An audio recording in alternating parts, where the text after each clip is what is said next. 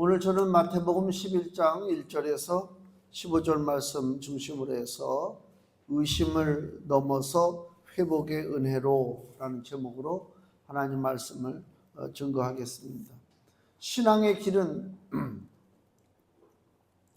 보이지가 않는 길을 걷고 있기 때문에 늘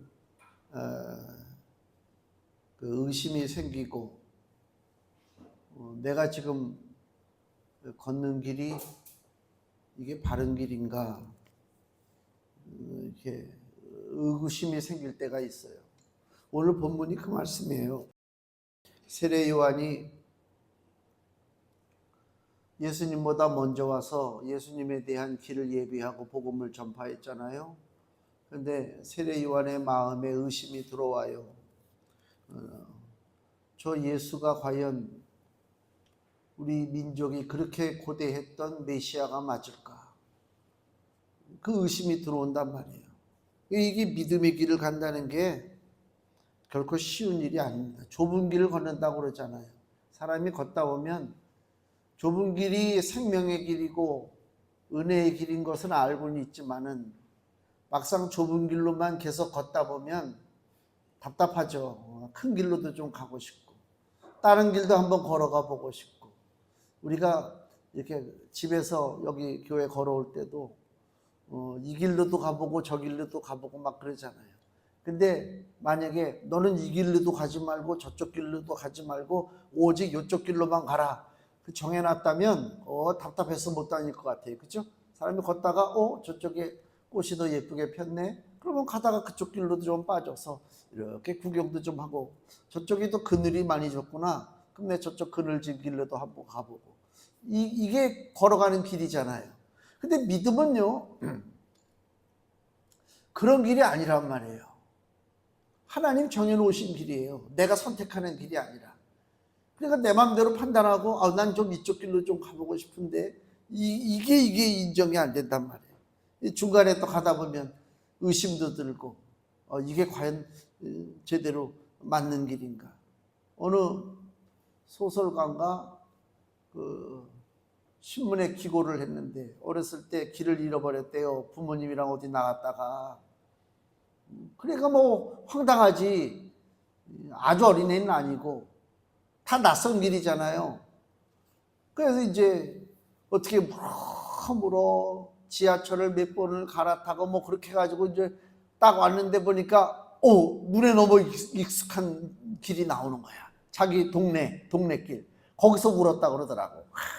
너무 반가워가지고 그 길을 찾는 거 아닙니까? 그 인생이라는 게. 그러니까 왜 거기 다 와가지고 자기 동네에 와가지고 왜 울었는가? 긴장이 풀려. 이렇게 조마 하는 마음을 가지고 집을 찾아가다가 긴장이 풀려가지고 아는 길이 나오니까 거기서 그냥 막 마음이 녹아지고 몸이 다리가 풀리고 뭐 그랬단 말이에요. 우리가 항상 걱정하고 의심하고 염려하고 그리고 살아가고 있잖아요. 과연 우리 인생이 이게 바른 것인가? 바른 것인가? 이 길이 과연 맞는 길인가? 사람들이 자기를 다 포장하기를 좋아해요. 뭐 이렇게 오래간만에 만나고 뭐 그러면 남한테 기죽기 싫지. 그래서 포장하고 더 성공적인 삶을 살았던 것처럼 뭐 그렇게 포장하고 있잖아요. 그러나 믿음의 길이라는 게 포장한다고 될 것이 아니고 주께서 나에게 주어주신 그 길을 내가 제대로 지금 잘 걷고 있는가. 세례 요한도 광야의 소리라고 그랬잖아요. 예수님보다 6개월 먼저 와서 예수님이 걸어가는 길을 예비하는 그 사명이 세례 요한에게 있었는데 그 사명을 지금 감당했는데 지금 현실의 삶은 뭐냐. 세례 요한이 지금 감옥에 갇혀 있거든요. 여기 본문의 2절 말씀 보시면 요한이 옥에서 즉 감옥에 있어요. 그리스도의 하신 일을 듣고 제자들을 보내어 예수께 여짜오되 오실 그 이가 당신이 오니까 우리가 다른 일을 기다리오리까. 나는 지금 열심히 사명을 감당하고 믿음을 가지고 살아가고 있다고 생각하고 있는데 의심이 들어오기 시작해요. 왜 그러냐면 세례 요한이 바라본 메시아는 어떤 메시아냐면 강력한 메시아란 말이에요. 유대 민족에게 해방을 주고 고통당하는 백성들에게 살 길을 열어주는 그런 메시아로 지금 바라보고 있었는데, 세례 요한이 주의 복음을 전하게 됐는데도 불구하고 여전히 로마의 식민 통치가 계속되고 있고, 헤롯 왕의 그 거짓된 정치가 계속되고 있고, 자신은 감옥에 갇혀 있고, 현 상황이 전혀 만족스러운 게 아니잖아요. 예수님이 메시아라면 마땅히 이 땅을 심판하고 새로운 하나님의 나라가 세워져야 되잖아요. 그게 세례 요한이 바라보는 거예요. 저도 그렇게 바라봐요.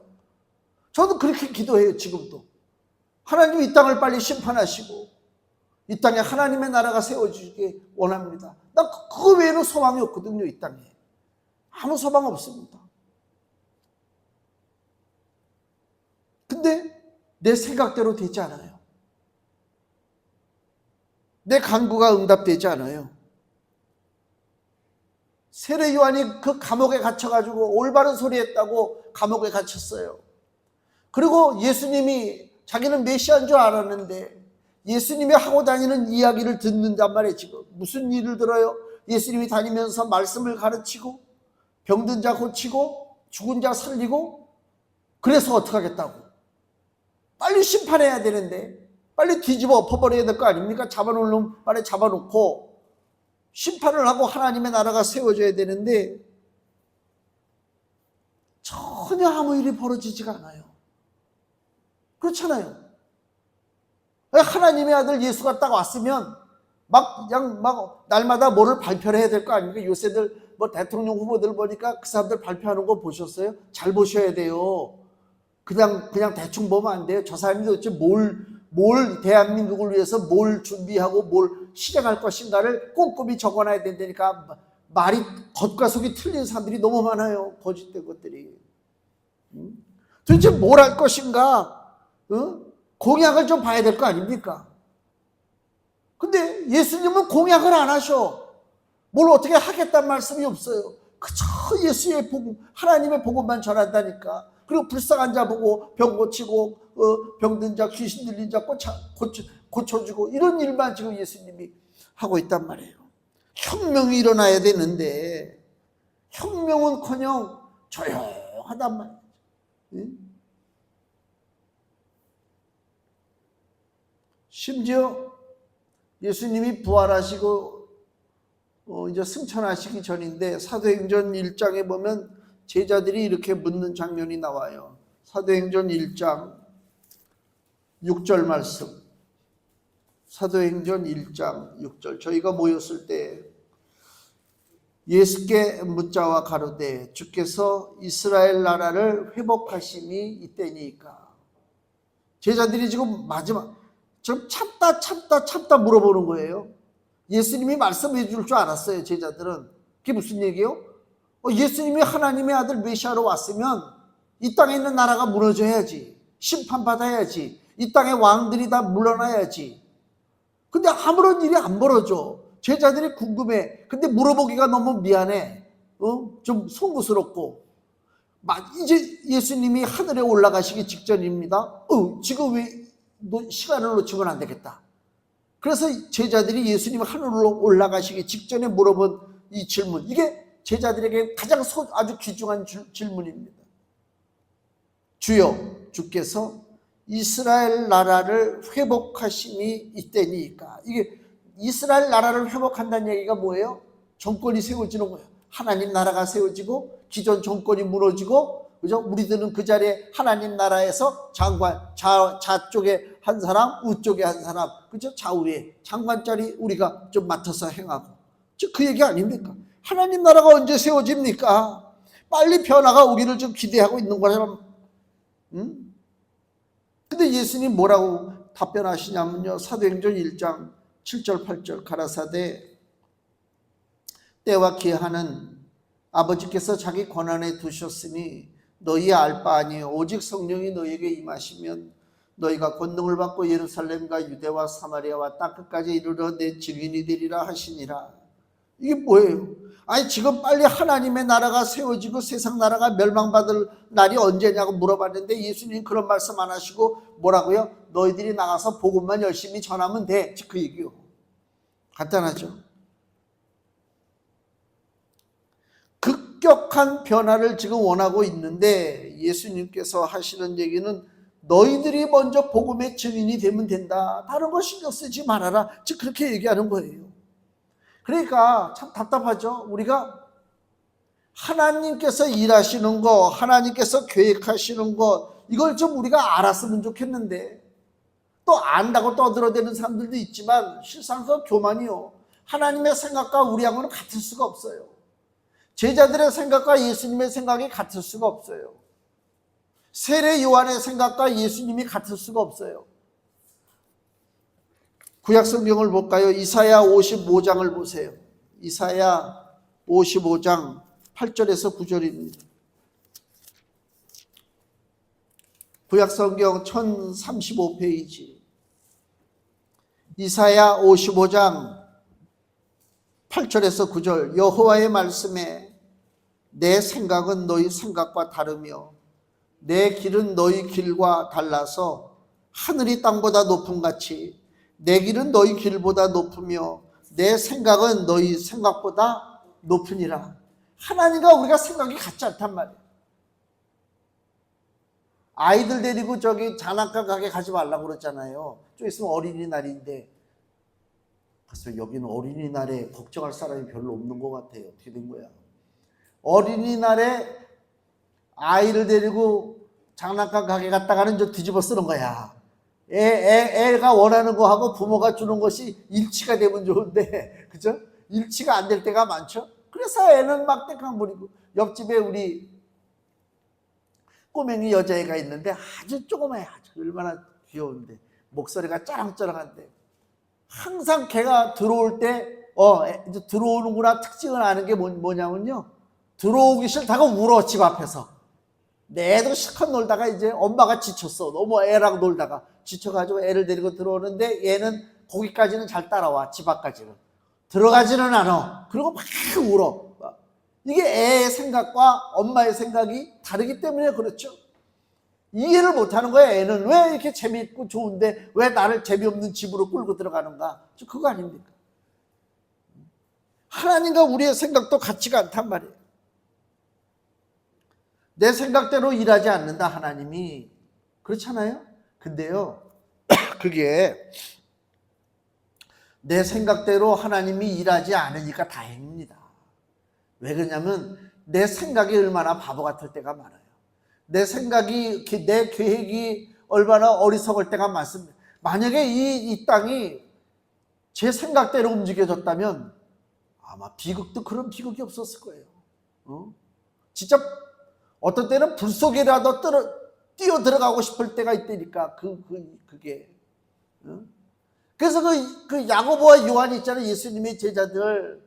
예수님을 모시고 사마리아 지역을 이렇게 지나가려고 그러는데 사마리아 마을에서 예수님을 못 오게 하잖아요. 못 오게 한다니까. 그 사마리아 마을을 통과해야 빨리 가는 길인데 사마리아 사람들이 예수님을 못 들어오게 해. 그러니까 야고보 요한이 뭐라고 그래요? 주여, 저것들을 말이야 당장 하늘에서 불이 내려가지고 그냥 불질러 버릴까요? 그냥 그런 장면이 나와요. 내가 그걸 읽으면서 뭐야? 그래, 그게 내 생각이야. 나도 그러고 싶을 때가 한두 번이 아니야. 불이 확 내려가지고 그냥 그 뻔뻔스럽고 그 죄악 가운데에서 하나님을 두려워하지 않고 자기가 의인인 것처럼 거짓된 가면을 뒤집어 쓰고 살아가는 인생들을 확 하나님이 좀 어떻게 해주면 얼마나 좋을까. 그건 내 생각이라니까요. 근데 예수님 뭐라고 그래요? 야, 니네들이 뭘 구하는 건지 지금 알고 구하는 거냐? 예수님이 야단치잖아요. 생각이 달라요. 내 생각과 주님의 생각이 다르기 때문에 감사하다, 그 얘기입니다. 우리가 기도를 많이 하잖아요. 하나님 이것도 좀 해주세요, 저것도 해주세요. 구한 대로 이루어지지 않는 것이 감사한 줄로 믿습니다. 내가 구한 대로 이루어졌다면 지금 내 인생 꼴 모습이 어떻게 변했는지는 알 수가 없어요. 알 수가 없어요.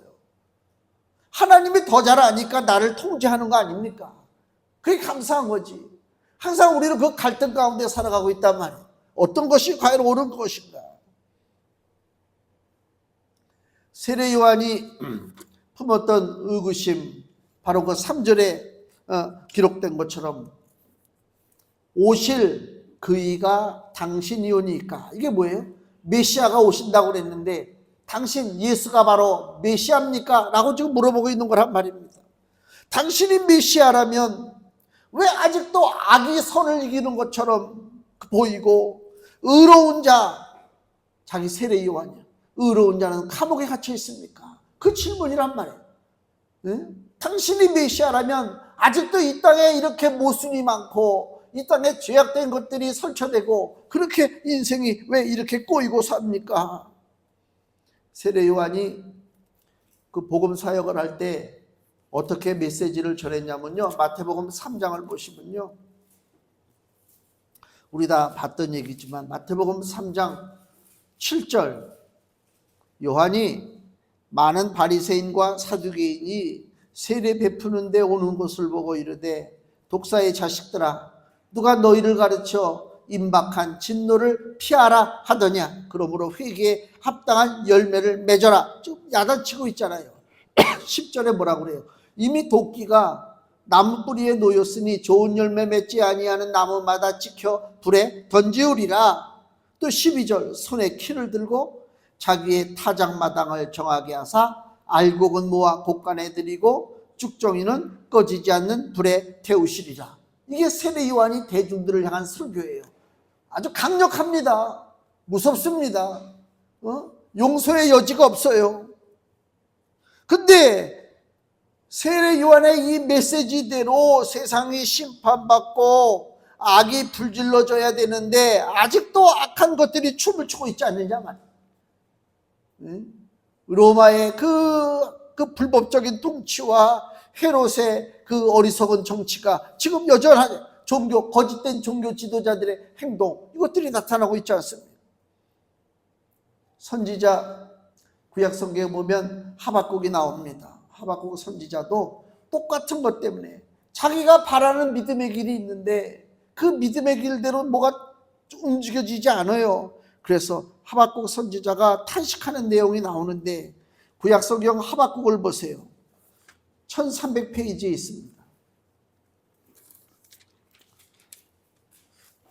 하박국 1장 2절에서 4절 말씀을, 구약 성경 1302페이지에 있습니다. 1302페이지 하박국 1장 2절에서 4절입니다. 여호와여, 내가 부르짖어도 주께서 듣지 아니하시니 어느 때까지리이까? 내가 강포를 인하여 외쳐도 주께서 구원치 아니하시나이다. 어찌하여 나로 간악을 보게 하시며 패역을 목도하게 하시나이까? 대저 겁탈과 강포가 내 앞에 있고 변론과 분쟁이 일어났나이다. 이러므로 율법이 해이하고 공의가 아주 시행되지 못하오니 이는 악인이 의인을 에워쌌으므로 공의가 굳게 행함이니이다. 이 얘기가 뭐예요?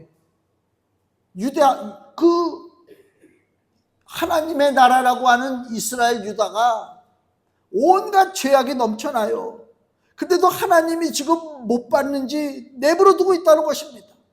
그래서 율법을 사람들이 우습게 여기고, 하나님의 법이 시행되지 못하고 악한 것들이 설쳐되고 그런 세상이 지금 펼쳐지고 있지 않습니까? 라고 하박국이 하나님 앞에 탄식하는 내용입니다. 하나님이 그 탄식에 대해서 뭐라고 답변하시냐면요, 같은 하박국 2장 2절에서 4절 말씀 보시면요, 1303페이지 하박국 2장 2절에서 4절. 여호와께서 내게 대답하여 가라사대, 너는 이 묵시를, 즉 말씀이요, 이 묵시를 기록하여 판에 명백히 새기되 달려가면서도 읽을 수 있게 하라. 이 묵시는 정한 때가 있나니, 묵시가 정한 때가 있다는 얘기는 성경에 기록되는 하나님의 말씀, 심판의 말씀을 포함해서 모든 말씀은 반드시 실행된다, 그 얘기예요. 이 묵시는 정한 때가 있나니 그 종말이 속히 이르겠고 결코 거짓되지 아니하리라. 비록 더딜지라도 기다리라. 지체되지 않고 정령 응하리라. 보라, 그의 마음은 교만하며 그의 속에서 정직하지 못하니라. 그러나 의인은, 이 중요한 말씀이죠, 핵심이죠, 의인은 그 믿음으로 말미암아 살리라. 하나님의 심판이 더디고 하나님의 뜻이 이루어지지 않는 것처럼 보인다 할지라도 그거 걱정하지 말아라. 하나님이 말씀하신 그 말씀은 때가 있다. 마지막에 종말 심판은 반드시 이루어지고 거짓되지 않는다. 우리 눈에 더디게 보일지라도 지체되지 않고 정령 응한다. 그러기 때문에 하박국, 너야 세상이 부패하고 악이 설친다고 해서 분하게 생각하지 말아라. 반드시 그들은 심판받는다. 하나님께서 하박국에게 주시는 말씀입니다. 그래서 의인은 오직 믿음으로 산다라고 하는 말씀이 뭐냐? 세상을 보지 말고 믿음의 길만 보면 되는 것입니다. 내가 믿음의 길로만 갈 때 나를 유혹하는 목소리가 많이 들리죠. 야, 왜 글로만 가냐? 더 좋은 길이 있는데. 왜 그렇게 사냐? 재미없게. 재미있게 사는 길이 있는데. 그렇잖아요. 근데 주께서 주시는 말씀이 뭐예요? 오직 의인은 믿음으로, 세상 방식으로 살지 말고 믿음으로 살고, 어려운 현실, 이 부패한 세상 속에서 나를 구원하시는 하나님의 사랑을 의심치 말라. 주께서 하시는 일에 불평과 의심이 아니라 어떤 태도를 가져야 되느냐? 감사하는 태도입니다. 그래서 하박국서의 3장 보세요. 17절 19절 1305페이지 하박국 3장 17절. 비록 무화과 나무가 무성치 못하며 포도나무에 열매가 없으며 감람나무에 소출이 없으며 밭에 식물이 없으며 우리의 양이 없으며 외양간에 소가 없을지라도, 좋은 게 하나도 없죠. 그럼에도 불구하고 나는 여호와를 인하여 즐거워하며 나의 구원의 하나님을 인하여 기뻐하리로다. 주 여호와는 나의 힘이시라. 나의 발을 사슴과 같게 하사 나로 나의 높은 곳에 다니게 하시리로다. 아멘. 현실의 삶에서는 어려움이 오고 답답함이 생기고 뭐 시원한 것을 보지 못한다 할지라도 그게 문제가 아니죠. 내 인생의 소망이 뭐라고요? 하나님. 하나님이 소망이기 때문에 우리는 기뻐할 수 있고 감사할 수 있어야 된다. 그러니까 오늘 본문에 이 세례 요한이 감옥에서 좀 낙심하고 마음에 의심을 품고 진짜 예수님이 메시아일까라고 하는 그런 생각을 품는 것은 극히도 당연한 것입니다. 우리 인간은 연약하기 때문에 그래요. 우리는 약하고 부족하고. 근데 예수님도 우리의 약함을 아셔요. 우리 부족함을 아신단 말이에요. 그래서 우리를 야단치지 않아요. 의심한다고 해서 야단치지 않아요. 네가 감히 나를 의심해? 그러지 않아요. 세례 요한이 감옥에서 자기 제자들을 예수님한테 보내서 얘기가 그거잖아요. 당신이 과연 진짜 메시아냐? 메시아가 왜 화끈하게 일을 어떻게 하나님 나라를 세우지 못하냐? 그렇게 얘기하고 있잖아요. 예수님이 듣기에 따라서는 기분이 나쁜 얘기지. 하나님의 아들이 하는 일에 지가 뭐라고 이렇게 저렇게 왜 야단칠 수 있죠. 근데 예수님 야단치지 않습니다. 오늘 우리 본문의 9절 말씀 보세요. 세례 요한을 예수님이 설명해 주는데 8절부터 볼게요. 너희가 무엇을 보려고 나갔더냐? 부드러운 옷 입은 사람이냐? 부드러운 옷을 입은 자들은 왕궁에 있느니라. 그러면 너희가 어찌하여 나갔더냐? 이게 뭐예요? 광야에 세례 요한이 있었잖아요. 사람들이 세례 요한을 보려고 광야로 나갔단 말이에요. 예수님이 하는 얘기가 너희들이 광야로 나간 게 뭐 흔들리는 갈대를 보는 거냐? 아니면 부드러운 아주 고급진 옷을 입은 사람을 보려고 너희들이 광야로 나갔느냐? 아니잖냐? 너희들은 세례 요한을 만나려고 광야로 나간 것이 아니냐? 하면서 9절에 내가 너희에게 이르노니 선지자보다도 나은 자니라. 누가요? 세례 요한이. 예수님이 아주 엄청나게 칭찬하는 것입니다. 11절 내가 진실로 너희에게 말하노니 여자가 낳은 자 중에 세례 요한보다 큰 이가 일어남이 없도다. 예수님이 칭찬하단 말이에요. 세례 요한을. 왜? 세례 요한이 지금 감옥에서 마음에 의심이 들어가고 예수님을 지금 진짜 메시아인가 그렇게 생각하고 있다 할지라도 그 사람의 연약함을 우리 예수께서 아시기 때문에 그래요. 우리의 약함을 아신다니까요. 심지어는 예수님 3년 넘게 쫓아다닌 베드로도 겟세마네 동산에 예수님이 그 제사장들의 그 부하들에게 붙잡혀서 본역을 당할 때에 끌려갔을 때에 베드로가 예수님 끌려가는 모습을 보고 살금살금 뒤에서 쫓아갔잖아요. 예수님 어떻게 되나. 그들이 제사장 집에 갔다가 예수님을 가뒀단 말이에요. 그래서 베드로도 어떻게 되나 하고 제사장 집에서 이렇게 상황을 지켜보고 있는데 계집종 하나가 와가지고 이 사람 나 예수님과 함께 있는 거 봤는데 그런 장면이 나오잖아요. 베드로가 깜짝 놀라죠. 무슨 소리야? 나는 전혀 그런 적 없어. 그리고 또 딴 데 가가지고 좀 이렇게 하고 있는데 또 다른 계집종이 와가지고 이 사람 저 예수님 그 제자 한패거리인데. 베드로가 뭐라고 그래요? 성경에 보니까 아주 저주했다고 그랬죠. 누굴 저주했을까요? 나 예수라는 사람 전혀 몰라. 내가 어떻게 그런 별의별 소리 다 했겠지. 그리고 닭이 운단 말이에요. 꼭요 닭이. 그 닭이 왜 울어요? 예수님이 겟세마네에서 베드로에게 뭐라고 얘기해? 야, 내가 잡혀갈 텐데 너희들이 나를 모른다고 할 거야. 새벽닭 울기 전에 너희들이 3번이나 나를 모른다고 부인할 거야. 예수님 말씀하시고 있잖아요. 베드로가 예수님을 저주하고 예수님을 모른다고 하고 나서 닭이 우니까 그 닭 소리에 깨달음이 오잖아요. 그래서 닭 울음소리에 깨닫고 나가서 막 울었다는 말씀이 있잖아요. 그게 닭 울음소리 베드로도 같이 울었단 말입니다. 근데 예수님 입장에서 보면 그야말로 그런 배신자가 어디 있어? 내가 3년 넘게 같이 동고동락하고 데리고 다녔는데 결정적인 순간에 나를 모른다고 그러고 나를 욕하고 저주하고 그러고 나를 부인을 해? 에이, 이런 나쁜 놈의 자식. 나를 배신을 요새 보니까 정치적인 거 이렇게 보면 뭐 배신에 대해서 막 또 배신자. 에이, 한심한 인생들 누가 누구를 배신하는 건지 정말. 국민들이나 배신하지 말라고 그래. 니네들이 무슨 깡패들도 아니고 무슨 깡패 집단이야. 누가 누구를 배신하고 국민들을 배신하지 말아야지. 베드로가 배신했다니까요. 그러면 예수님은 어떻게 했겠어요? 이런 배신자 같은 놈들 그랬겠어요? 요한복음 21장에 보니까 예수님 부활하신 예수님이 베드로에게 찾아가셔서 베드로야 네가 나를 사랑하느냐 물어보잖아요. 베드로가 뭐라고 그래요? 내가 주를 사랑합니다 그러잖아요. 그래 내 양을 먹이라.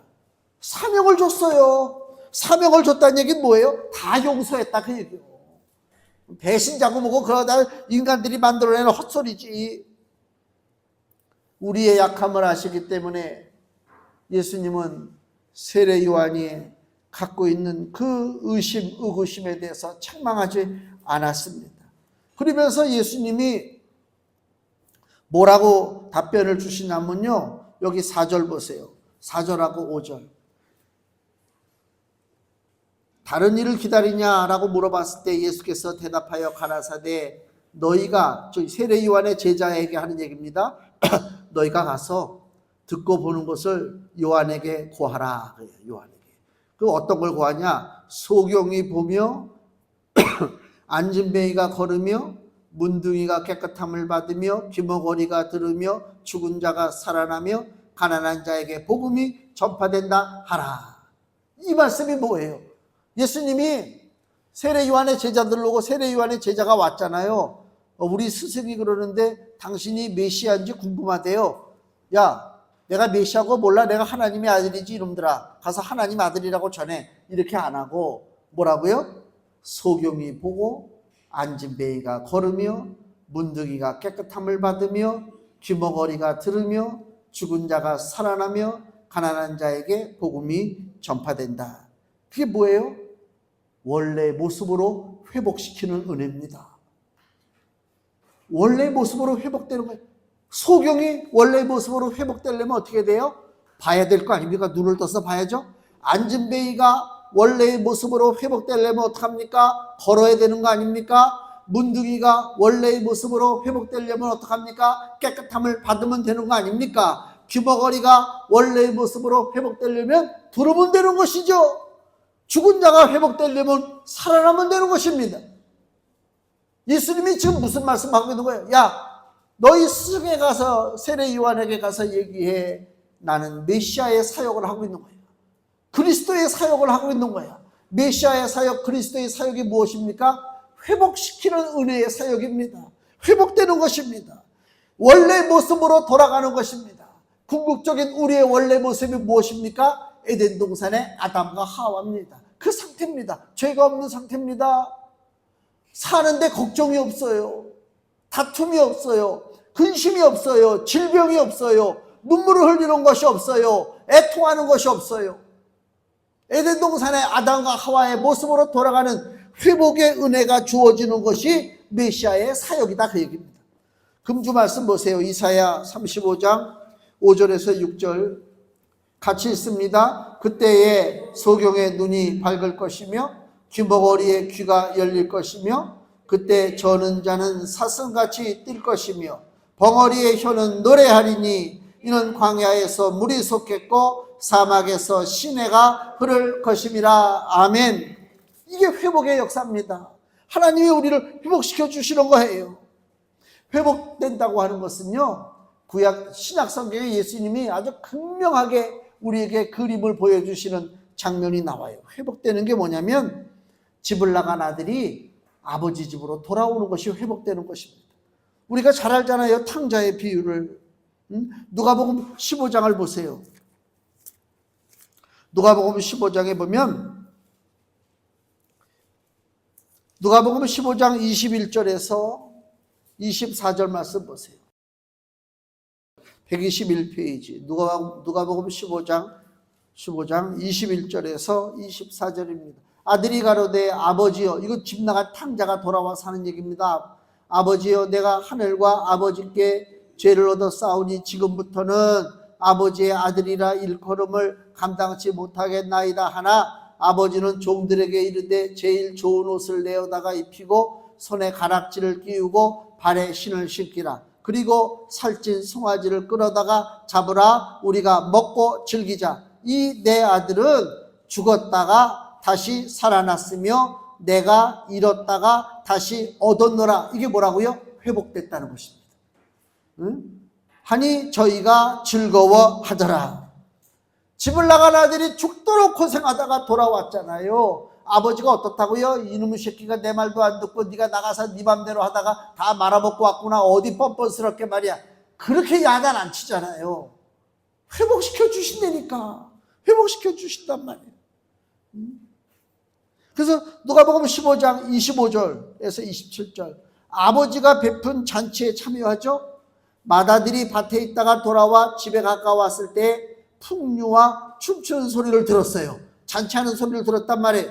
한 종을 불러 이 무슨 일이가 물은데 대답하되 당신의 동생이 돌아왔음에 당신의 아버지가 그의 건강한 몸을 다시 맞아들이게 됨을 인하여 살찐 송아지를 잡았나이다 하니 잔치가 벌어진다는 거야. 잔치가 아버지의 잔치에 참여하는 것입니다.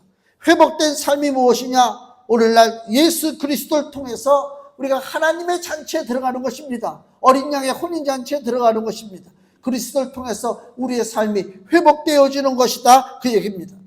비록 세례 요한이 예수 그리스도가 진정 메시아인가 라고 하는 의구심을 가졌었지만은 그의 사역은 성공적이다.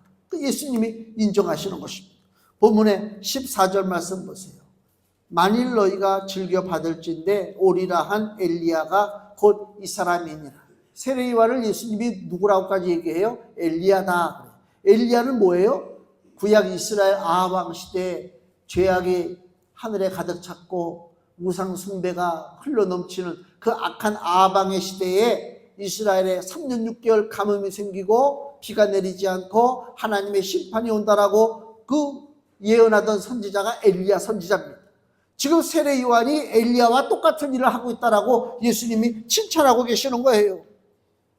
세례 요한이 암흑한 세상에 하나님의 나라가 가까웠음을 선포했습니다.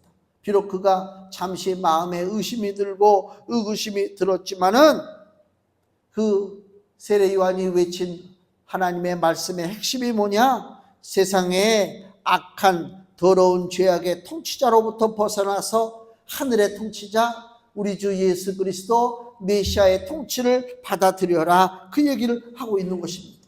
12절 세례 요한의 때부터 지금까지 천국은 침노를 당하나니 침노하는 자는 빼앗느니라. 아멘. 천국의 통치, 천국의 삶은 믿음의 선한 싸움을 싸우는 자들에게 주어지는 것입니다.